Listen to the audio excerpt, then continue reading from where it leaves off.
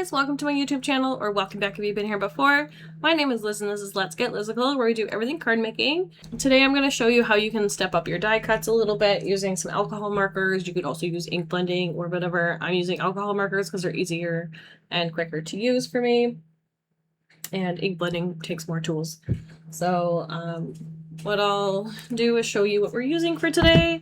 And we're going to be using the Simon's Bundled Snowman, which is super cute. I bought this last year. I think it came out for December, potentially. Might have been before that, but I bought this, another snowman, and I think the background with all the trays in it. But I've already cut them out. And I cut out some pattern paper for his trims today. The last time I did this, I did it in a solid color. We'll also be using Simon's velvet paper. I don't know if they still have this available, but it's just like flocked paper, basically, with some texture. It just gives it a little bit of something extra, and adds a little bit of, you know, something you can feel on the card. It is a little bit more off-white than white, as you can see with this card base. It's a different color, which also helps a bit because the snowman will be cut in this color. But again, I'll show you how to, you know, make your dies a little bit better. I'm either going to do a red, a green, or a craft background matte. I'm not sure yet, so we will decide after I assemble the snowman. For the card base itself, we're using a 5.5 by 3.5 inch card base. Because I really liked this size when we did the gift card holders for last month's holiday card hijinks. And I think it's a really cute, like, mini slimline type card.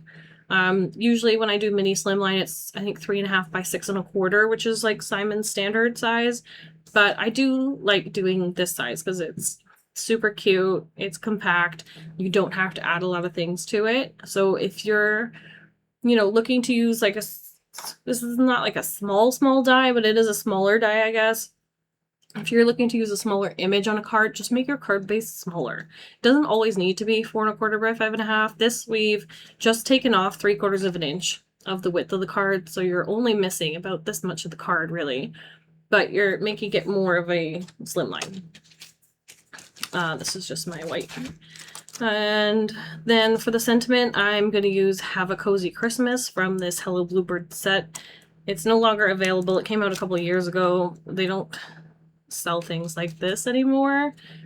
They might have a few things, but generally they have releases, and then once it's sold out, it's sold out. They are bringing back a few things because I feel like maybe they didn't order enough of certain sets, because I got an email the other day saying that they're bringing back a couple of them. So maybe people are more interested. Their images are really cute.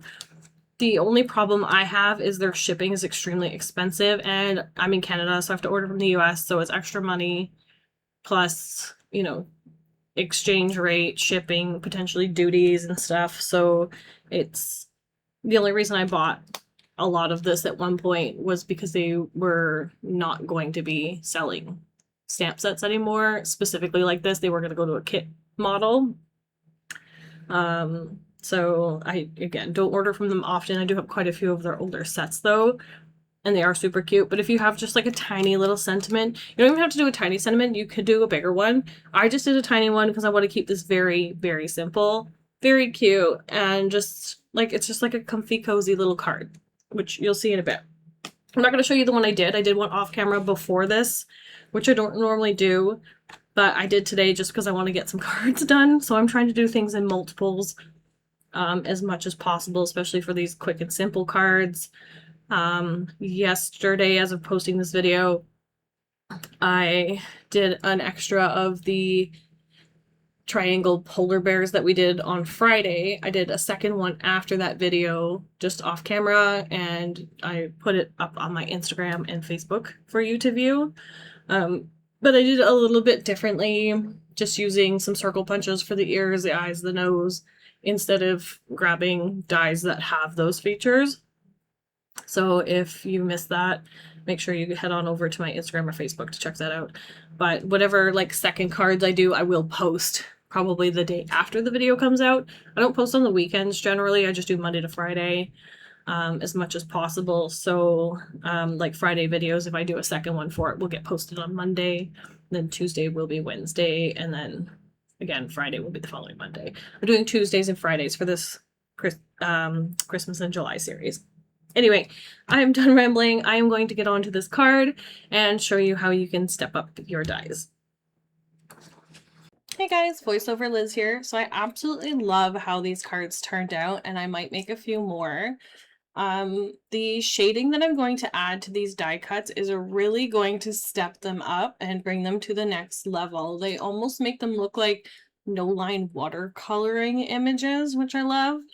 And it really helps bring this image to life. So what I'm going to do is I'm going to glue all the pieces together first. I will draw on its face and little buttons down the front. It also adds a little bit more of an organic feel to it because you're not die cutting little tiny perfect circles to use for the nose and the eyes and the buttons. So you can like make them slightly misshapen or uneven in size, and it's fine because it gives it that more like little pieces of found objects that you've used to make this snowman. And for the pattern paper, like I absolutely love doing this with pattern paper. Last year when I did it with a solid color, which is fine.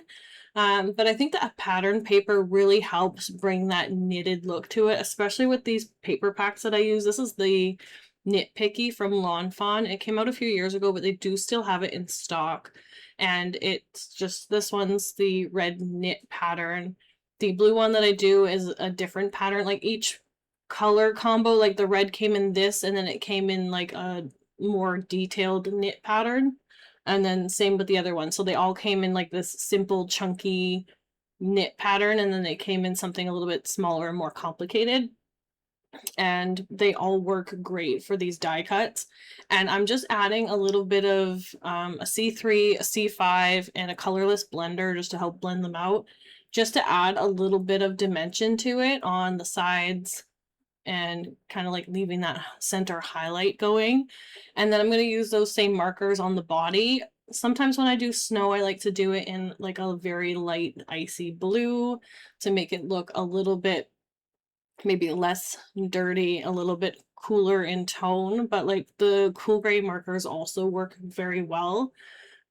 These are probably the colors that I go through the most are my cool grays because I absolutely love using them. And I did decide to add a little bit of shading to the velvet paper as well. Unfortunately, the C5 is a lot darker than the C3, which I should have used. So the brim of his hat looks a little bit darker, but again, I think it's fine because you're putting basically like a white on white, so it gives it a little bit more dimension. And then I'm just adding a little bit of texture to it to make it look like it's, you know, like pom-poms and stuff. And then for the background here, I end up going with the craft cardstock, as you can probably tell in the thumbnail.